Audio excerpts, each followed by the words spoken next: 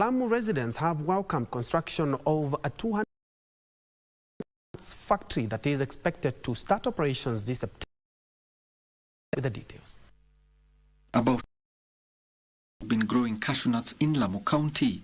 To stimulate cashew, county government plans to disburse 16,000 cashew nuts, another batch of 30,000 seedlings next year. In agriculture and livestock, and this is why we are here today. In Lamu, farmers hope to secure a ready market as well as creation of jobs. We've been making,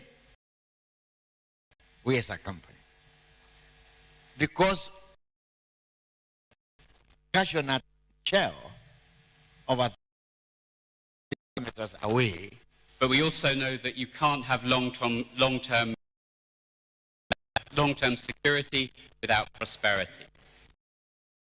The program that we're seeing here today, the SWADE program, is important. They were speaking during a tour of a nuts factory. Time News.